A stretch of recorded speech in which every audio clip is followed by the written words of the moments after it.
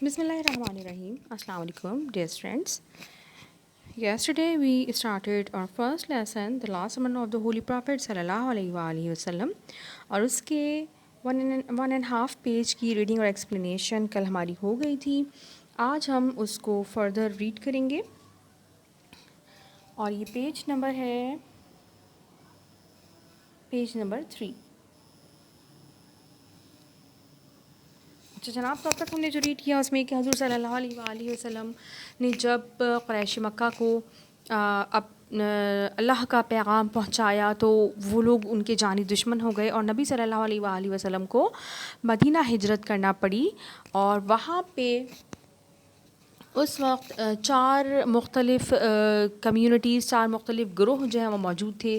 جن میں سے ایک مسلمانوں کا تھا، دوسرا منافقین کا تھا، تیسرا اوس اور خزرج قبائل تھے جن کے بارے میں وہ اس وقت تک تو پیگنز ہی تھے، لیکن ان کے بارے میں یہ ایکسپیکٹ کیا جا رہا تھا کہ وہ جلدی اسلام قبول کر لیں گے. اور چوتھا اور ایک بہت بڑا جو وہاں پہ گروہ تھا وہ تھا یہودیوں کا. آبویسلی بیٹا، جب الگ الگ خیالات کے لوگ ایک جگہ رہ رہے ہوتے ہیں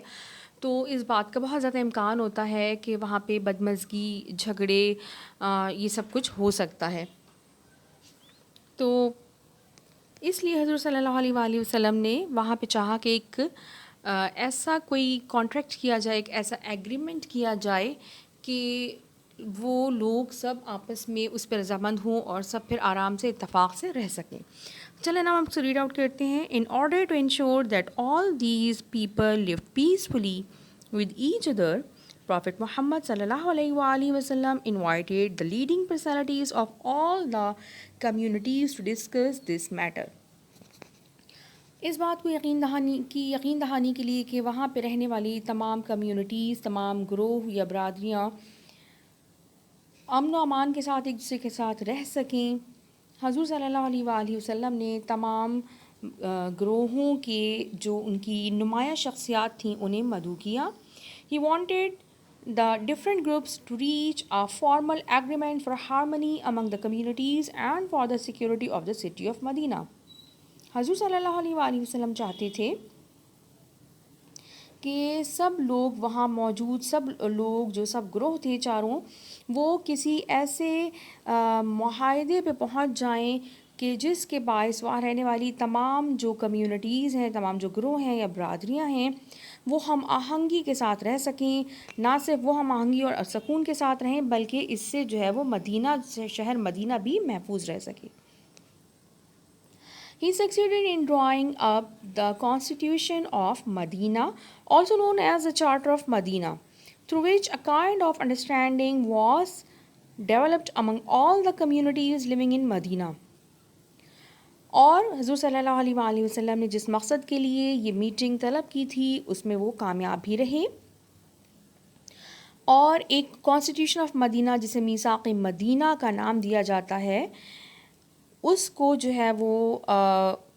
ایک ایگریمنٹ، ایک یعنی فارم دے دی گئی. میثاق مدینہ ایک طے پا گیا جس کے تحت، جس میں وہاں پہ رہنے والی تمام کمیونٹیز نے اتفاق رائے سے اس کو منظور کیا. It mentioned the rights and duties of the Muslims and the Jews of Medina,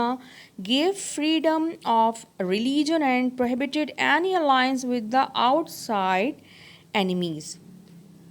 اچھا جناب، تو اب یہ جو میثاق مدینہ یا چارٹر آف مدینہ تھا، اس کے مطابق مسلمانوں کو اور جیوز کو ان کے رائٹس، ان کے حقوق اور ان کے فرائض سے آگاہ کیا گیا. سب مطلب طے کر لیا گیا کہ کیا آپ کا فرض اور کیا آپ کا حق ہے. اس کے ساتھ ساتھ سب لوگوں کو ان کے مذہب کو فالو کرنے کی آزادی دی گئی، اور اس کے علاوہ prohibited any alliance with the outside enemies، اور کسی باہر کے دشمن سے الائنس یعنی اس کا ساتھ دینا، اس سے گٹھ جوڑ کرنے کی سختی سے ممانعت کی گئی کہ مدینے کے اندر رہنے والے باہر سے کسی بھی دشمن، فار ایگزامپل کوئی یہودیوں سے ان کا ساتھ چاہتا ہے اور مسلمانوں کے اگینسٹ جو ہے وہ ان کو اکساتا ہے، یا مسلمانوں کو اکساتا ہے کہ آپ نے یہودیوں سے لڑنا ہے، تو اس چیز کے لیے جو ہے وہ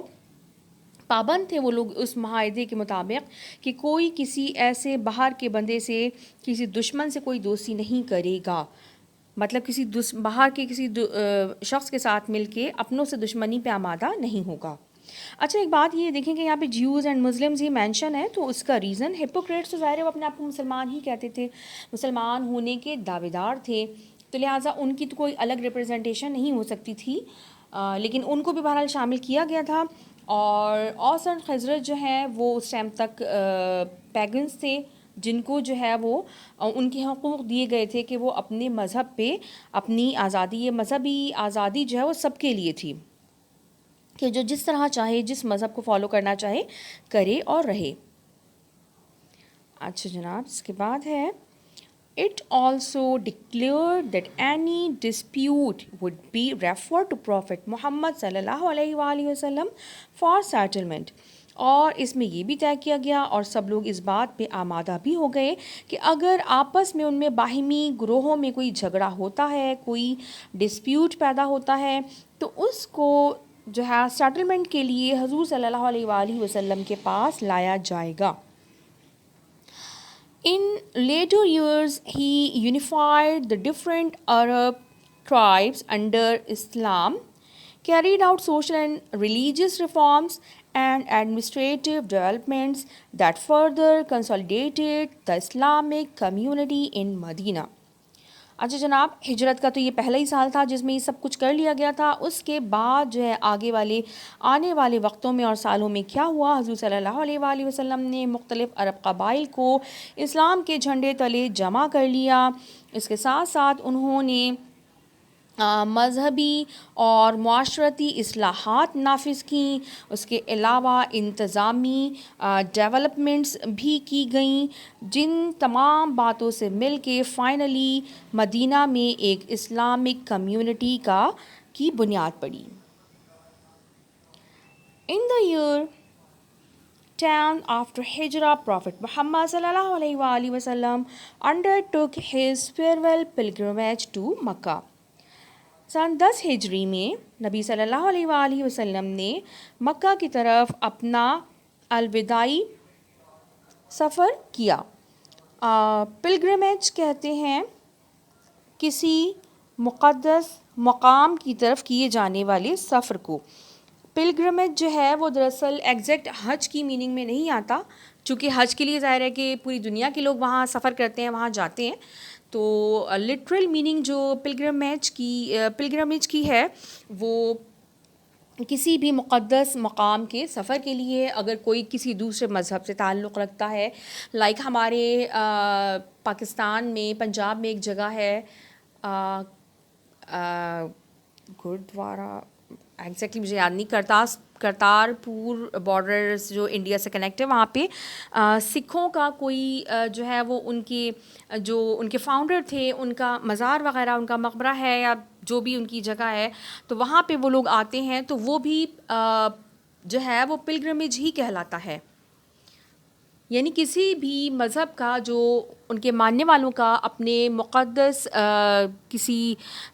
زیارت کے لیے سفر جو ہے وہ پلگرمیج کہلاتا ہے۔ This farewell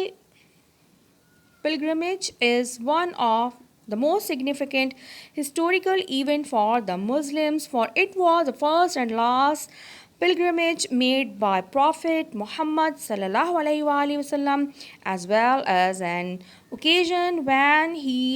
taught Muslims how to perform the Hajj۔ اچھا جناب، یہ جو حضور صلی اللہ علیہ وآلہ وسلم کا جو پلگرمیج تھا، آخری جو سفر تھا، اس کی جو ہے وہ مسلمانوں کے لیے بہت ایک تاریخی اہمیت ہے اس واقعے کی، کیونکہ یہ نبی صلی اللہ علیہ وآلہ وسلم کا پہلا اور آخری حج تھا۔ حضور صلی اللہ علیہ وآلہ وسلم نے اس سے پہلے یا بعد میں کوئی حج نہیں کیا۔ اس کے علاوہ یہ وہ موقع تھا جس پہ نبی صلی اللہ علیہ وآلہ وسلم نے مسلمانوں کو یہ بھی سکھایا کہ حج کس طرح کیا جاتا ہے، کس طرح پرفارم کرتے ہیں، کیا اس میں فرائض ہیں، کیا کیا ایونٹس ہیں، کیا کیا اسٹیپس ہیں جن کو ہم نے پرفارم کرنا ہوتا ہے۔ Moreover, it was during this Hajj that he delivered his last sermon in the Urana valley of Mount Arafat on the 9th of Zilhajj, 10th after Hijrah, 6th March 632. اور اس کے علاوہ جو ایک بہت بڑی امپورٹنس ہے اس کی وہ یہ بھی ہے کہ اس میں حضور صلی اللہ علیہ وآلہ وسلم نے 9 ذی الحج سن 10 ہجری بمطابق 6 مارچ 632 عیسوی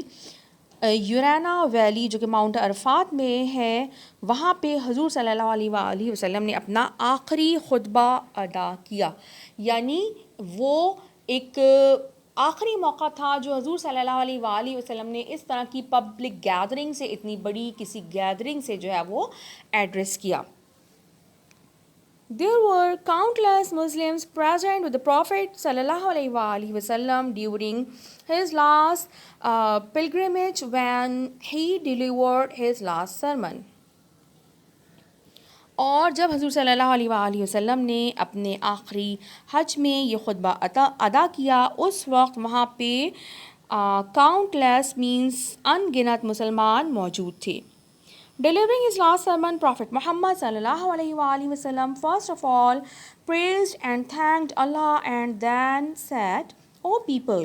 lend me an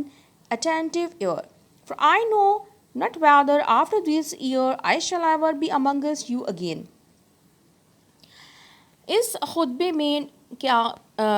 کی ادائیگی میں نبی صلی اللہ علیہ وآلہ وسلم نے سب سے پہلے اللہ پاک کی تعریف یا حمد و ثنا بیان کی, اللہ کا شکر ادا کیا اور اس کے بعد فرمایا, اے لوگوں میری بات دھیان سے سنو. lend me an attentive ear means میری بات دھیان سے سنو, کیونکہ میں نہیں جانتا کہ اس کے بعد آج کے بعد یا اس سال کے بعد میں دوبارہ تم لوگوں کے درمیان اس طرح موجود رہوں یا نہیں. یعنی نبی صلی اللہ علیہ وآلہ وسلم کو اس چیز کا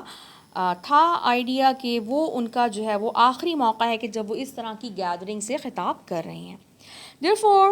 listen to what I am saying to you very carefully and take these words to those who could not be present here today. اسی لیے میری بات کو بہت دھیان سے سنو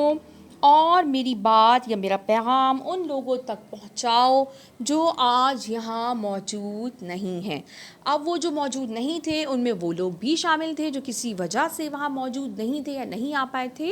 بلکہ وہ لوگ بھی شامل تھے جو کہ ابھی دنیا میں آئے بھی نہیں تھے. یعنی ہم سب لوگ, یعنی حضور صلی اللہ علیہ وآلہ وسلم نے لوگوں کو یہ نصیحت کی کہ جو لوگ یہاں موجود نہیں ہیں ان تک یہ پیغام پہنچانا ہے. تو اس طرح سے یہ جو ہے وہ نسل در نسل سینہ بسینہ جو ہے یہ پیغام حضور صلی اللہ علیہ وآلہ وسلم کا چلا آ رہا ہے اور ہم تک پہنچا ہے. اوکے کلاس, اس کے بعد باقی کا انشاءاللہ ہم کنٹینیو کریں گے نیکسٹ ویڈیو میں. ٹل دین ٹیک کیئر, اللہ حافظ.